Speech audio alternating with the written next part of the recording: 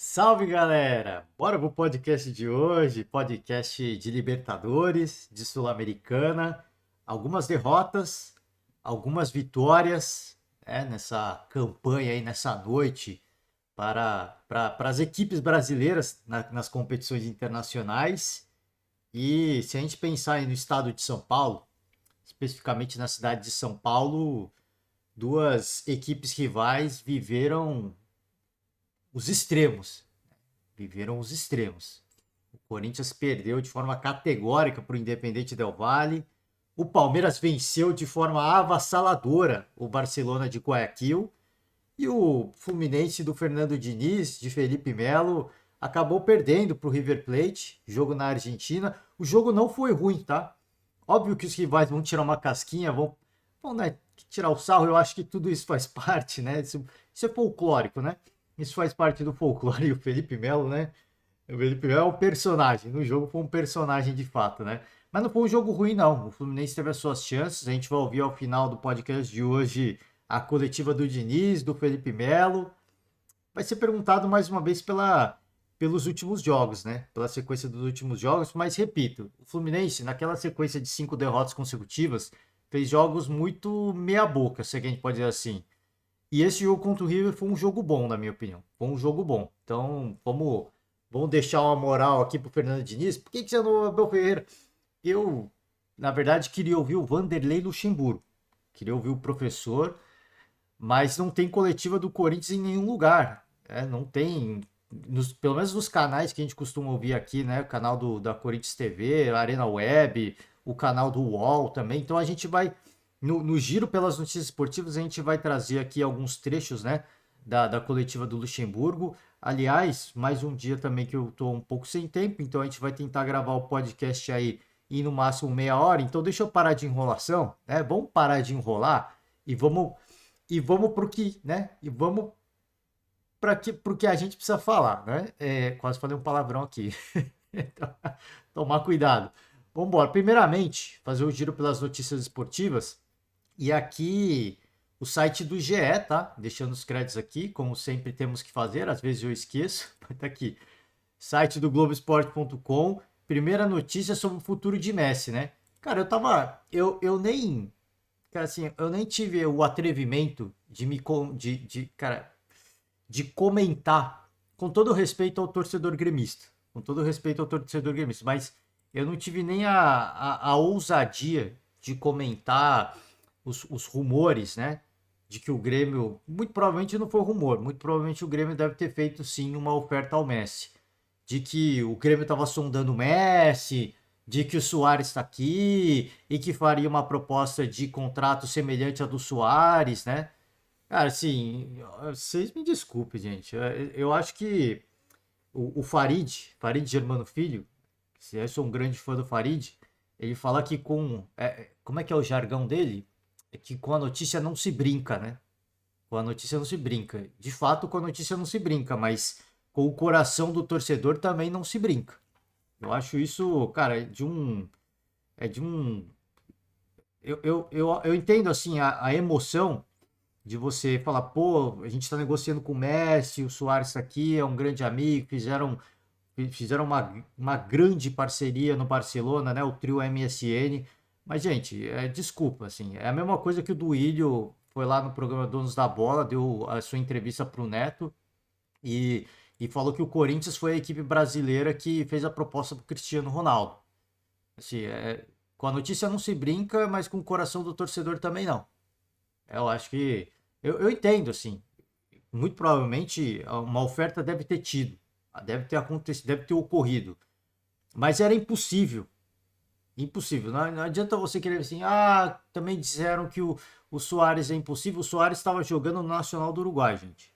O Soares estava jogando no Nacional do Uruguai. Estava aqui do lado do Brasil. O Messi está saindo do PSG agora. O Messi está saindo do PSG. Tinha.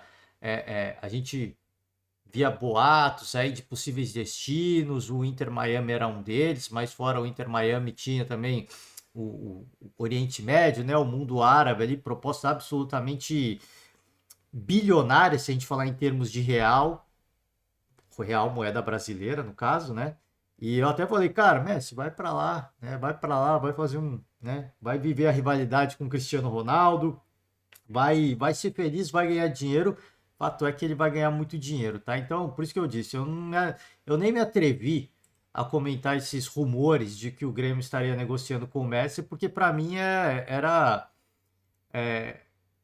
cara, eu não quero usar o termo que eu queria falar, mas assim, é de uma insensibilidade com o torcedor, é brincar com o coração do torcedor de uma forma que não tem tamanho, né?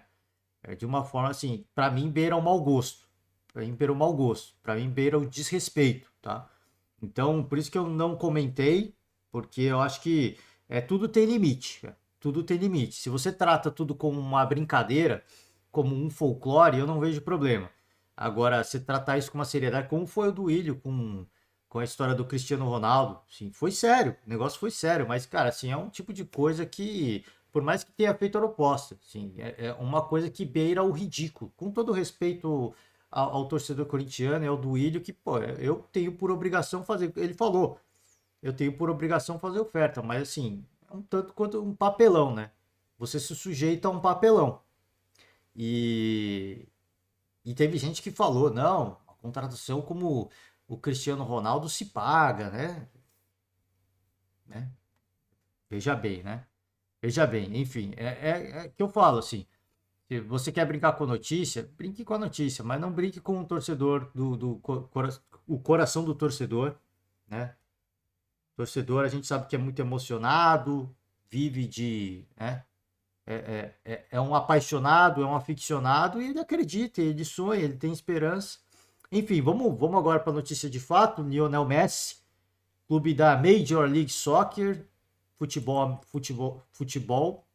mesmo, né? Futebol jogado com os pés do dos Estados Unidos, né? Que ia falar futebol americano. Futebol americano é o futebol dos americanos, né? É oficial, tava naquela especulação, né? E o Messi vai ser jogador do Inter Miami, equipe dos Estados Unidos. E, cara, assim, os valores. Será que tem aqui os valores que o Messi vai ganhar? O Messi, que completa 36 anos, próximo dia 24, encerrou o contrato com o PSG.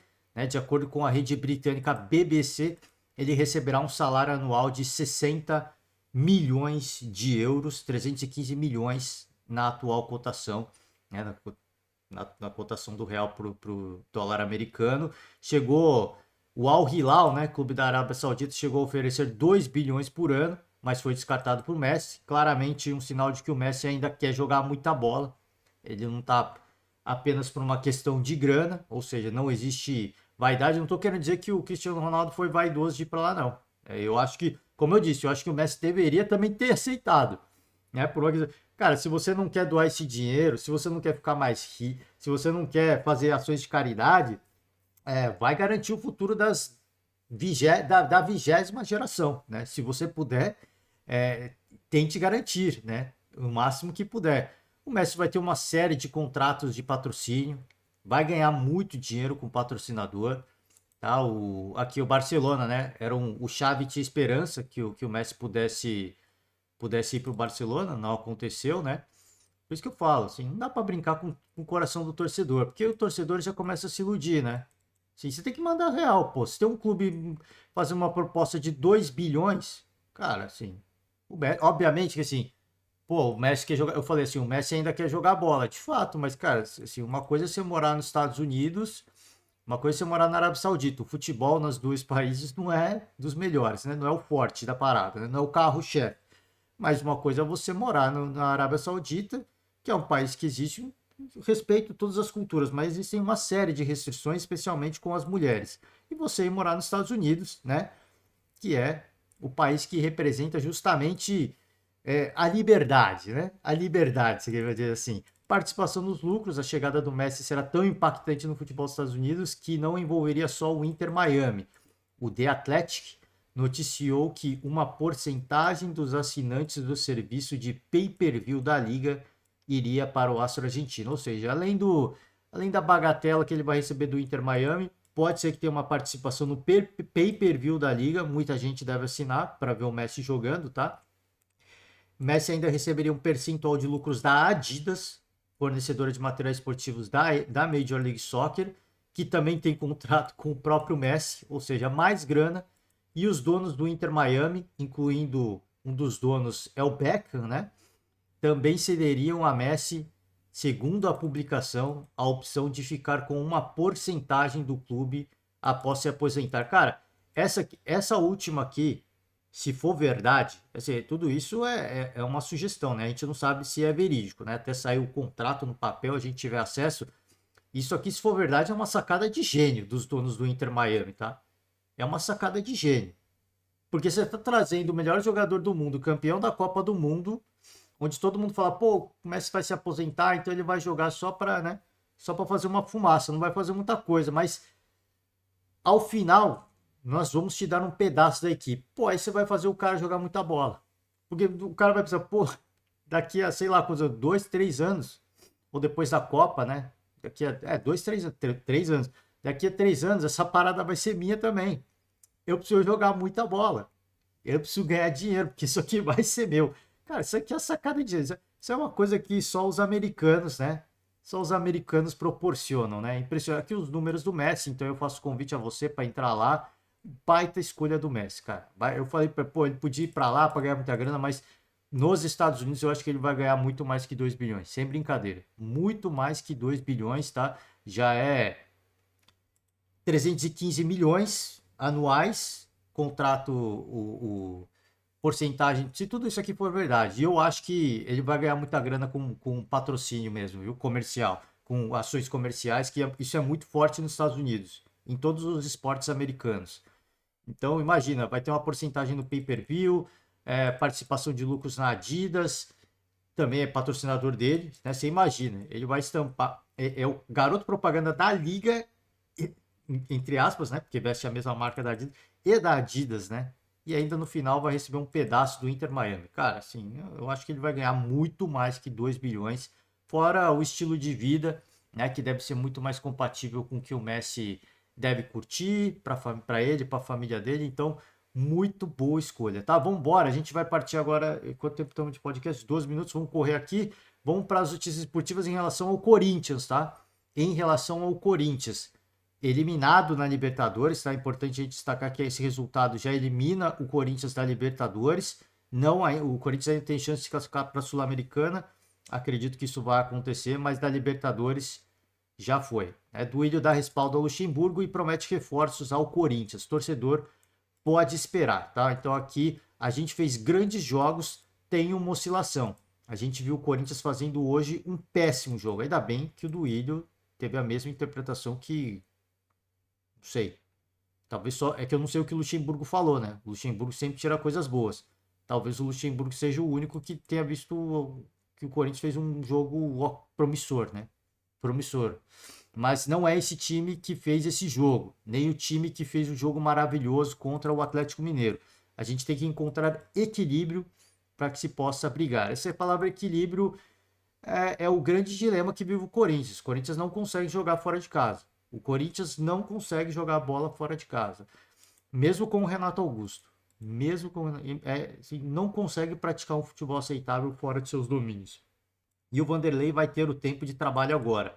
O que a gente viu de melhora nos jogos, como na classificação da Copa do Brasil, ele fez sem treinamentos. Sempre na conversa, mostrando vídeos. Esses 10 dias serão importantes para que a gente volte melhor dessa data FIFA. Tá? O duro é passar a data FIFA e demitir o cara, né? Como aconteceu no início da temporada. Teve outra data FIFA, teve gente que mandou o treinador embora depois da data FIFA, né? É uma loucura. E aí, vamos embora, vamos sobre Luxemburgo, agora sim. Luxemburgo pede. Eu peço perdão mais uma vez, tá? Eu queria ouvir aqui com vocês a coletiva do Luxemburgo. Não tá ainda no canal da Corinthians TV, não tá no Arena Web, também não tá no canal do UOL, onde a gente também às vezes ouve algumas coletivas. Então vamos só com os trechos aqui, tá? Luxemburgo pede paciência à torcida do Corinthians e mira sair da zona da confusão. Eu não sei se isso deve acontecer tão cedo, tá? E eu vou explicar o porquê. Não é nenhum demérito. Torcedor corintiano, não me xingue, não me odeie, mas eu acho que o Corinthians tem uma boa chance de se classificar para a Sul-Americana. E o Corinthians jogando 3 competições, eu custo acreditar que vai ter alguma coisa melhor no brasileiro. Eu acho que a evolução no Campeonato Brasileiro ela vai ficar comprometida se o Corinthians seguir em 3 frentes. Sincero, honestamente, né? O tempo tá passando. O tempo tá passando, né? Eu vejo o América como uma equipe que vai melhorar no Campeonato Brasileiro. Vai melhorar. Eu vejo o América com essa condição. Já começa a esboçar, né? Mas tá jogando três frentes também. Sim, mas o América mostra um pouquinho mais de organização dentro de campo, né? E um pouquinho mais de regularidade. Um pouquinho não, um pocão, né? A mais de regularidade que o Corinthians, tá? Aqui o trecho do Luxemburgo, dentro do jogo, quando fizeram 3-0, ficou difícil tirar o prejuízo hoje. Ficou difícil não, ficou impossível, porque só o Del Valle jogava. Ali era pensar no Cuiabá. E aí ele até começa a colocar uma garotada jovem, né? Foi muito criticado por isso, que era para ele ter feito isso antes. Jogo na altitude, muitos jogadores estavam claramente sem confiança e sentindo o peso da altitude. Então tava assim, animicamente, né, no estado mental, eles estavam se arrastando. Era hora de pôr a garotada. Você já estava perdendo de 2-0. 2-0 veio no primeiro tempo muito rápido, né? Se a gente tivesse feito um gol, era diferente. Então, se tivesse feito um gol, é diferente. Não dá para ficar na hipótese, né? Mas eles fizeram o terceiro e com domínio. Tiveram amplo domínio do jogo. Temos um jogo em casa e agora é pedir ao torcedor para que tenha paciência. Ele quer ver o time ganhar, mas vamos chegar em cima. Um jogo que exige uma concentração maior, um desgaste de viagem. Vamos pensar na vitória, tentar respirar e sair da zona da confusão. Eu acho que isso aqui é a prioridade máxima do Corinthians, na minha opinião. É a prioridade máxima. O Vanderlei priorizou a Copa do Brasil e deu no que deu, né? E deu no que deu. A gente. Deixa eu pegar só mais um trecho do Luxemburgo, eu falo mais sobre o Corinthians, tá? A gente tem uma linha de não enaltecer o adversário. A gente tem uma linha de não enaltecer os adversários. Eles jogaram com um atacante só, preencheram o campo e nós não encaixamos a marcação. Deixamos espaço. Deixou muito espaço, cara. Deixou espaço a rodo. O Sornosa deitou e rolou nesse jogo. Observei antes do jogo que fariam isso, mas teríamos encaixe. Mas hoje o adversário foi superior. No segundo tempo, coloquei o Rony, preenchemos o meio e conseguimos um gol que foi anulado. Depois sofremos o terceiro. Chegou até a fazer um gol de fato, o Corinthians, né? Foi anulado. Enfim, né? Enfim, como só para a última notícia do Corinthians, torcedores do Corinthians protestam após a eliminação e cobram Cássio, né? Papelão irmão. Cara, assim, pô, eu custo acreditar que vai voltar a cobrança ao Cássio, mano.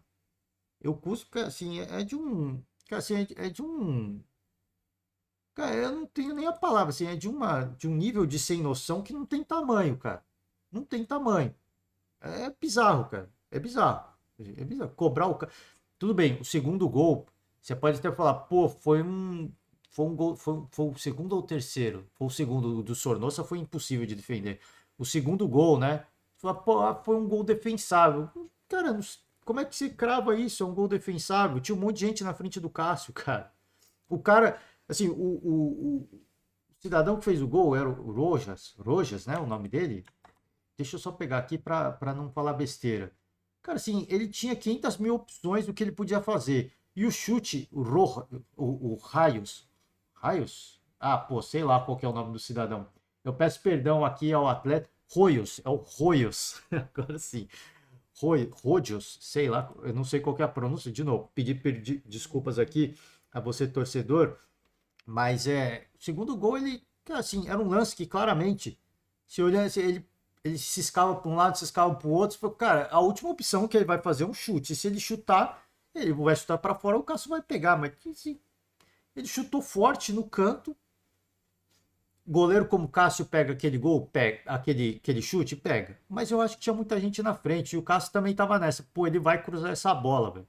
Porque ele tava meio sem ângulo para chutar. Tinha uma leve cobertura na frente dele. Não tinha ninguém dando combate, mas tinha uma leve cobertura na frente dele. Ele fez o lance mais improvável e fez o gol, cara, né? Então, assim, comprar o Cássio agora, cara, assim, pô, é brincadeira, velho. E eu não tô passando pano, não, aqui, ó. É o cara, pô, pelo amor de Deus, né, meu? Ah, eu não vou nem me delongar aqui com isso para não dar moral a esse tipo de atitude, tá? Só queria voltar pro Luxemburgo, porque assim, nessa última semana, o Corinthians viveu, né, um pandemônio. Ele conseguiu uma classificação épica para cima do Galo, tinha uma desvantagem de 2 gols, onde todo mundo, inclusive eu, já cravava que o Corinthians estava eliminado. E naquela partida o Corinthians fez uma mobilização absurda. O Corinthians jogou muita bola, se classificou nas penalidades e a gente criticou muito o, o Tchatcho, né? O Eduardo Cudê, pelo planejamento que ele fez. Cara, que planejamento maluco, né? Ele vai para o jogo contra o Corinthians, poupa alguns jogadores, porque claramente ele está visando um clássico contra o Cruzeiro e na sequência o jogo pela Libertadores. Ele ganhou os 2 jogos seguintes e o Galo está praticamente classificado na Libertadores. O Corinthians priorizou o jogo contra o Galo. Venceu, eliminou o Galo nas penalidades e perdeu os 2 jogos seguintes. Então aí você faz o balanço. Quem que teve o melhor planejamento, né?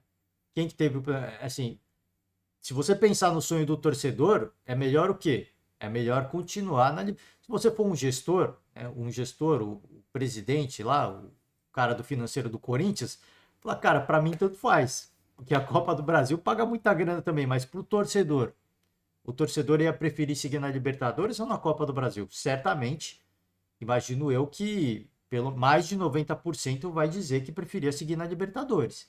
Então é as escolhas que você faz. O Vanderlei, ele enalteceu o empate contra o Argentino Júnior na Argentina. Ele enalteceu aquele empate. E eu vi muitos comentaristas corintianos enaltecendo aquele empate também. E eu falei, cara, esse jogo era um jogo pro Corinthians ir pro jogo. Era um jogo que o Corinthians era fundamental pro Corinthians vencer aquele jogo porque perdeu pro Argentino Júnior em Itaquera. O Corinthians precisava vencer. Só que o Corinthians viu que o Liverpool venceu o Del Valle, falou, pô, se a gente empatar, tá bom, né? E jogou por empate mesmo. Aquela partida, claramente, era um time que jogava pelo empate. Custou caro. Porque, mano, mas se perde ali, tá eliminado. Mas tá eliminado agora do mesmo jeito. Tá fora da Libertadores do mesmo jeito. Aquela partida, aquele era o jogo do tudo ou nada. É aquela partida, não adianta você adiar um sofrimento. É o tudo ou nada. Ou a gente vai se classificar hoje, porque com aquela vitória estaria numa situação boa, mesmo perdendo pro Del Valle. É aquela coisa. Ou a gente se classificar hoje, ou a gente vai embora e vida que segue. A gente se classifica para a Sul-Americana e foca nas outras competições. Mas não, né? E quis empurrar com a barriga. E aí o sofrimento é maior agora. A dor é muito mais dolorida agora. Porque se de repente vai com tudo para cima da Argentina, perdemos, mas cara, né? Eu sei que dói no coração do torcedor, mas pro planejamento fica tudo mais definido. Agora não, cara, né? Fica, pô, fez uma partida para empatar e ainda enalteceu o empate. Aquele era um jogo que achando que, pô, contra o adversário mais difícil do grupo, só porque perdeu pro Liverpool, pegou o adversário mais difícil, achou que ia conseguir empatar ou ganhar, sei lá, qualquer ilusão que tinha o Luxemburgo. Assim, é bizarro. Um jogo na altitude, o jogo a ser ganho, perdeu em casa pro Argentino Júnior e pro Del Valle, beleza. A cagada estava feita lá. Mas aí, o que você tem que. Cara, se o Chico fala, Del Valle, altitude, não tem como. A gente pode no máximo empatar. Então a gente tem que ganhar do Argentino Júnior. Não tem jeito, cara. Não tem jeito. Foi para empatar. O custo é esse agora. O custo é esse, é de um vexame. O custo é de um vexame. Mas é um Independente Del Valle, é uma grande equipe, carrasco de brasileiro, sim, mas é um vexame o Corinthians cair na Libertadores da forma como caiu. Na minha opinião, é um vexame. Eu sempre tenho as minhas reticências para usar essa palavra vexame, porque eu acho muito forte. Só que para mim foi um vexame. Foi um papelão sem tamanho. Porque todo o planejamento que foi feito, você vê que foi totalmente mal executado. Assim, não houve planejamento, eu acho. Eu acho que sequer houve planejamento. É aquela coisa de vamos embora e vamos ganhar o que der. Sabe? Aquela tática de guerrilha. Vamos para cima. Se os caras assustar, a gente ganha. Se não assustar, a gente vai tomar um piabo. Né? Isso não existe no futebol de hoje. Ainda mais contra uma equipe como o Del Valle. A derrota para o Liverpool, o Vampeta falou sobre isso. Eu já joguei bola, eu sei o que é isso. É aquele jogo que você entra e acha que vai ganhar a qualquer momento. E quando os caras começam a ganhar, você entra em parafuso. Contra o Corinthians, os caras não deram chance. Falou, pô, a gente perdeu ali. Tá ligado? Nos descuidamos lá. se descuidar contra o Corinthians, vai ser a mesma coisa. E os caras entraram para jogar a bola e amassaram a bola no bom sentido. Claramente, sim, o Corinthians como jogadores, eu não conheço jogadores do Del Valle, não conheço jogadores, mas para mim, Corinthians, na minha cabeça, na minha convicção, o Corinthians tem jogadores individualmente muito melhores. O Renato Augusto, por exemplo, é muito melhor que, sei lá, se junta 5 do Del Valle e dá um Renato Augusto. Com todo respeito. É um cara de um talento diferenciado. É um cara que realmente é diferente. Não jogou nada esse jogo? Não jogou, mas é um cara diferente. Agora, assim, taticamente, não há nível de comparação. Não há nível de comparação. Assim, o que o Del Valle apresenta dentro de campo e o que o Corinthians apresenta dentro de campo não há nível de comparação. Não há nível de comparação. É assustador, cara. É assustador. Porque assim, você pode. Depende. O Luxemburgo falou, pô, agora é mirar sair da zona da confusão. Beleza. Mas se for nessa pegada de jogar só Itaquera e fora de casa fazer jogos medíocres, ah, cara, eu sinto muito, mano. O ano do Corinthians é bom o torcedor se preparar. Porque já deu pra ver que não existe planejamento. O planejamento é vão pra cima e vão ganhar o que dá, né? É uma tática de guerrilha de você vão pra cima, se os caras assustar, a gente leva. Se os caras não assustar, a gente vai apanhar. É isso, cara, né? É isso. Sim, é muito preocupante, na minha opinião. E a gente. E tava ficando animador, né? Bom jogo contra o Flamengo, vitória contra o Fluminense, vitória contra o Galo, classificação nas penalidades. Por isso que a decepção, por isso que eu coloco como vexame, porque iludiu tanto e chega nesse ponto fazendo uma partida como essa, assim, sem brilho nenhum, cara. Sem nenhum tipo de brilho, assim, de coisa que você pode falar, cara, isso aqui foi bom. Nada. Nada. Absolutamente nada. É assim, é muito decepcionante, cara. A forma como caiu é muito decepcionante. Tá bom só pelo placar das rodadas? Eu falei, pô, eu tinha que gravar em meia hora, já fiquei. Já estamos quase meia hora. E temos que ouvir um pouco do Diniz. Então deixa eu só passar pelos placares, tá? Nacional do Uruguai e Inter, 1-1. O Internacional tava vencendo. Pô, o Inter teve até. O Nacional teve uma penalidade a seu favor, a penalidade foi anulada. Aliás, o gol do Inter, que é assim, o Alan Patrick, ele é um cara. Ele é diferente, cara. O Alan Patrick, ele faz diferença nesse Internacional, mano. Ele faz muita diferença nesse Internacional. E, cara, tava ganhando até o final. E aí um lance de bola parada, falta, o Inter toma o gol, cara. E aí você vê assim, por exemplo, o Baldasso reclamando, né? Cara, assim, o jogo era no Uruguai, gente. É muita ilusão. Você acha que, pô, vamos no Uruguai e vamos ganhar. É que pelo contexto da partida, você está ganhando o jogo. O Inter jogou bem, teve chance de fazer mais. Mas o Nacional também teve as suas chances. O goleiro do Nacional fez uns milagres também, mas, pô, você tá na casa dos caras, né? É muita pretensão achar que você vai ganhar lá, cara.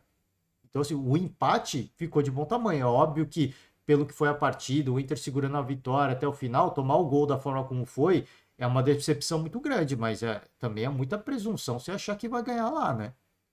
É muita presunção. Sendo que não ganhou em Porto Alegre, né? Se eu não me engano, não venceu em Porto Alegre.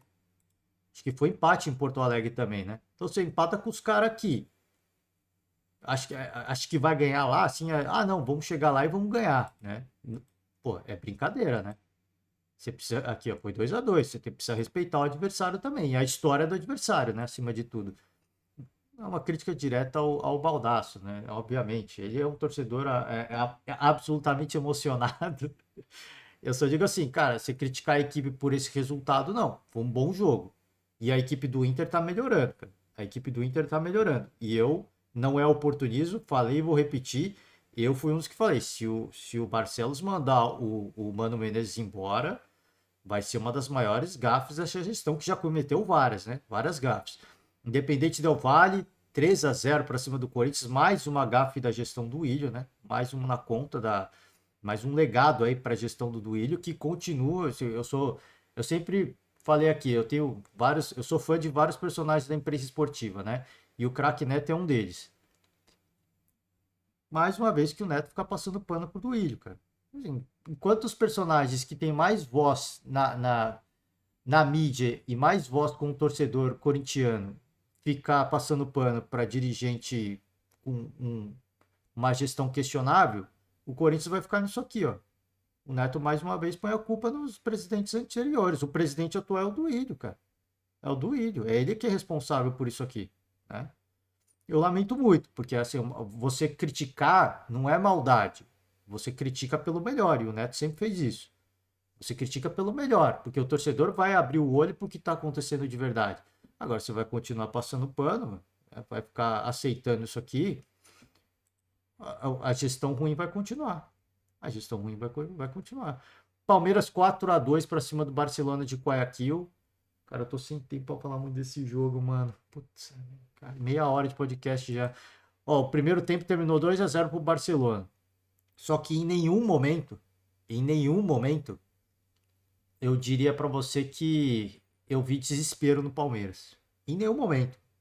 O primeiro tempo foi bom, assim. Acho que o Barcelona surpreendeu o Palmeiras. O Palmeiras entrou num ritmo mais lento também. Eu acho que eles acharam que a gente intimida, né? A gente é sempre uma equipe que intimida qualquer um. Isso não tem jeito. Você pode vencer o Palmeiras, mas é uma equipe que intimida hoje.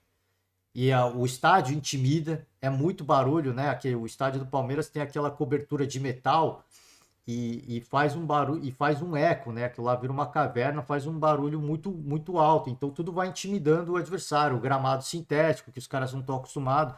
Então tudo intimida. Só que o Barcelona não se intimidou. O time foi pro jogo, dois erros do Palmeiras de saída de bola, os caras fizeram dois gols. Aliás, o primeiro com um certo nível de felicidade do jogador que fez o gol, tá? Porque pô, na hora que saiu o gol, você fala, pô, esse gol aí, mano, isso é gol de centroavante matador, né? Eu duvido que se ele tivesse mais umas 10 bolas dessas, ele acertava. Mas ele acertou, ele foi muito feliz, estava na noite inspirada. Mas, como eu disse, em nenhum momento você via desespero no Palmeiras. Em nenhum momento. Em nenhum momento. Os jogadores estavam um pouco apáticos no primeiro tempo, mas o segundo tempo é um pandemônio, cara. Nem o torcedor palmeirense, né? O torcedor palmeirense ele tem muito dessa de acabou, já era, pô, que falei, né? Falei, não vamos, né? Não é pessimista, eu não diria pessimista, mas o torcedor do Palmeiras tem muito disso, assim, de falei que não tava ganho, eu sabia que ia ser um jogo difícil, né? O torcedor palmeirense sempre tem dessa, né? Ele mesmo coloca as dificuldades, enquanto todo mundo tá falando, não, o Palmeiras vai ganhar, vai virar esse jogo. O torcedor palmeirense fala, sei não, hein? Eu sabia que era um jogo difícil, tinha que ter entrado concentrado, que não sei o quê. Mas o torcedor, de uma forma geral, no estádio, né? Assim, as câmeras mostravam, parecia, pelo menos os que foram gravados, né? Parecia muito tranquilo o torcedor, porque sabia que o primeiro tempo o Palmeiras competiu, tomou dois gols em lances casuais, é verdade, lances bizarros da defesa do Palmeiras. O primeiro gol é uma roubada de bola e fica 4-3 do Guayaquil contra o Palmeiras, né? E aí só que o time foi se ajustando. E quando volta do segundo tempo, assim, não tomou conhecimento. Não tomou conhecimento. Parecia um time de Série A jogando com o time da Série D. O Palmeiras amassou o Barcelona de Guayaquil, mas amassou assim como se fosse nada. Quer dizer, foi assustador, cara. No bom sentido. Foi muito assustador o que o Palmeiras fez. E eu acho que esse placar é mais um daqueles que vai intimidar ainda mais os adversários. Os adversários vão entrar no Allianz Parque e falar, pô, mano, não dá, velho. Aqui a gente vai ter que fazer o máximo que dá. Porque é um time. Eu falei, acho que ontem, anteontem, cara, eu gosto de ver o Palmeiras jogar, cara. Assim, para mim, me parece uma orquestra, cara. Parece uma orquestra, assim. Então, essa peça de teatro que o Palmeiras executou, essa ópera que o Palmeiras protagonizou, foi assim: começou dramática, né? Eles fazem começar dramático. Não digo que eles estão perdendo de sacanagem, tá, gente? Mas assim, começa com tons dramáticos. E aí, cara, o regente Abel Ferreira vai levando esse time, ele vai ganhando, vai melhorando, faz um gol, faz dois gols, faz três gols, faz quatro gols. Podia ter feito 5, 6, 7. Não tô brincando. Podia ter feito. O Barcelona podia ter saído do primeiro tempo com 3-0. Sim, poderia. Mas o Palmeiras teve chance de fazer no. Então, assim, para ser justo, que eu vi muita gente falando assim: o Barcelona podia ter saído 3-0 no primeiro tempo. Então, vamos ser justos. Poderia ter saído 3-1, 3-2, né? Se é para ser justo, vamos ser justos. O Barcelona sairia vencendo, mas o Palmeiras, para ser justo, também teria feito um ou dois gols, né? E o segundo tempo foi, cara, assim, Não há palavras para descrever. Não há palavras para descrever. É impressionante, cara. É impressionante a máquina que é o Palmeiras hoje. River Plate 2, Fluminense 0. Como eu disse, foi um bom jogo. Apesar do placar, foi um bom jogo. E a gente vai ouvir o Diniz, só passando pela Sul-Americana, Estudiantes 1, Bragantino 1. Audax Italiano venceu o Blooming e o Santos está eliminado da Copa Sul-Americana sem chance de se classificar nem pro playoff, tá? Tá fora o Santos. Só passando pela tabela. Cara, já passei do horário, mano. Putz. Eu vou me atrasar aqui hoje, cara. Mas vamos embora. A gente tem que fazer o podcast, né? Porque falando muito de Corinthians aqui, não tem jeito, né? Internacional segue líder, né? A vitória garantiria a classificação, mas segue muito vivo. Eu acho que o Inter vai se classificar. Não sei se em primeiro, mas eu acho que o Inter vai se classificar. Tem o último jogo aqui contra o... Isso aqui, Independente Medellín. Independente Medellín no Beira-Rio. Eu acho que o Inter vai se classificar e com uma boa chance de se classificar em primeiro. Palmeiras segue na cola do Bolívar, né? É um jogo que o Bolívar claramente vai jogar por empate no Allianz Parque. Claramente vai jogar por empate. Fluminense eu acho que também está bem encaminhado. Tem o último jogo no Maracanã, né? Contra o Sporting Cristal. O Corinthians briga agora por essa vaga na Sul-Americana. Eu acho que deve vir, porque o jogo contra o Liverpool é na Neoquímica Arena. Mas, como eu falei, cara, eu não... Aqui você também não pode entregar o jogo, né? Mas, pô, eu acho que o Corinthians tinha que focar no brasileiro e na Copa do Brasil, cara. Sem brincadeira. Eu sei que é muita grana, é importante. De repente se classifica pra Sul-Americana, tá? Joga por empate aqui, se classifica pra Sul-Americana, ganha mais uma graninha, né? Mas, assim, eu acho que tem que jogar a Sul-Americana, se chegar lá, de uma forma totalmente despretensiosa, como o Rogério Ceni fez com o São Paulo na fase de grupos do ano passado, sabe? Colocando o time em reserva, as vitórias foram vindo, se acumulando e aconteceu, cara. E aconteceu, tá? Então acho que tem que ser esse o foco. Opa, pula, aqui é para eu abrir da Sul-Americana, só para a gente ver a situação do Bragantino, tá? O Bragantino tá aqui na primeira colocação, tá empatado com o Estudiantes e aqui vai ser complicado, né? Vai ser quem vai. Foi um bom resultado, que foi fora de casa. Quem vai ser o líder do grupo que vai se classificar diretamente, tá? Sobre o grupo do Santos tá aqui, né? O Audax chegou a 10 pontos e o Santos não chega mais, tá? Não chega, precisava torcer para uma derrota do Audax. Não aconteceu. Veio uma vitória, o Santos pode chegar a 7 pontos e ficou pelo caminho, tá? É isso, gente. Vamos para a coletiva do Diniz agora. Eu vou ouvir uma ou duas perguntas no máximo, porque eu já estourei meu horário aqui total. Tá, então Fluminense Futebol Clube, canal oficial do Fluminense no YouTube, deixando a rima para você, torcedor, fã de esporte, fã do Fernando Diniz, simpatizantes do Fluminense, fãs de Felipe Melo, deixam aqui, tá, a sua inscrição no canal do Fluminense, curte o vídeo se você gostar e vamos embora, coletiva do Fluminense pós-jogo, após essa derrota pro River. Boa noite, vou começar com Gustavo Garcia do GE. Boa noite, Diniz. Eu queria que você fizesse sua análise da partida, o time quinta derrota em 7 jogos, o que mudou desde aquele 5-1? E assim, também queria que você se manifestasse, porque a gente está recebendo vários vídeos de torcedores com relatos de torcedores, né, imitando macacos e tal, com atos racistas aqui na Argentina. Começar assim, boa noite, Gustavo. Você faz a análise da partida ou das de 7 jogos e que tiveram 5 derrotas? Você já passou, nós já ganhamos domingo, jogamos no fim de semana. Foi a análise do jogo difícil. O River soube pressionar bem a gente teve as nossas chances, sabia que o jogo ia ser difícil. Acho que podia ter tido um pouco mais de contundência no jogo. Depois que a gente tomou o gol, a gente foi melhor na partida até o final do jogo. Tivemos as nossas chances para fazer. Tivemos lances duvidosos de pênalti. Então, assim, a gente sabia que o jogo aqui ia ser duro. E a equipe lutou. Acho que a gente podia ter tido um pouco mais de controle, mas assim, o River soube marcar, soube pressionar alto, soube dificultar. Era o jogo para eles que eles não tinham outro resultado, se desempatou, hoje praticamente estavam eliminados. Mas a equipe, principalmente no segundo tempo, depois que tomou o gol, a equipe teve uma postura dominante, de protagonismo, que eu acho que a gente podia ter jogado mais assim durante a partida toda. Em relação aos atos de racismo, lamentável, não foi só aqui dentro do estádio, nas ruas também de Buenos Aires. E a Conmebol, que gosta de fazer controle de tantas as coisas, é uma coisa que tem que tomar atitude em relação a isso. Não pode acontecer. Não pode acontecer. É uma coisa que acontece com muita gente aqui. Não é um ou outro. São muitos. São muitos. Está vivendo num mundo que a gente é tudo irmão. A gente é tudo irmão. Ou só serve quem tem linhagem europeia? Só quem é gente, só quem tem linhagem europeia? Isso é uma vergonha. Uma vergonha para o país, uma vergonha para a cidade, uma vergonha para o clube. Permitir que torcedores como esse, que isso não é torcedor, isso não devia estar preso. Isso tinha que ser crime. E o futebol tem que, mundialmente, aqui na América do Sul, a Conmebol tem que tomar providência. Porque é só pegar a câmera de segurança, a câmera do estádio, e ver que foram vários imitando macaco. Vários. E achando que isso é bonito. Cara, vamos primeiramente, a coletiva é curta do Diniz, né? Eu falei que eu vi uma ou duas perguntas, é bem curta. Eu vou ficar, acho que só nessa primeira pergunta, porque tem muita coisa para falar. Primeiro sobre o jogo, eu concordo com o Diniz.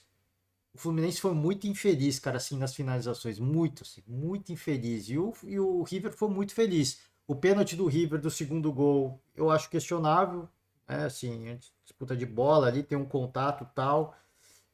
Pra mim, eu não marcaria, né? Mas é sempre difícil você fazer essa leitura. Eu não condeno o árbitro pela marcação. Mas o Fluminense foi muito infeliz, cara. Assim, é claramente um time que tá sem confiança nesse chute pro gol, nesse arremate. Quando chutou, quando as principais chances chutou para fora e o goleiro defendeu e, cara, assim, a bola saía mascada, sabe? Assim, faltou um pouquinho mais de sorte, talvez. Também.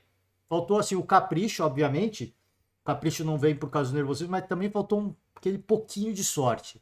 Se tivesse um pouquinho de sorte, se o Fluminense faz um gol, eu acho que seria uma partida que o Fluminense pudesse até ganhar.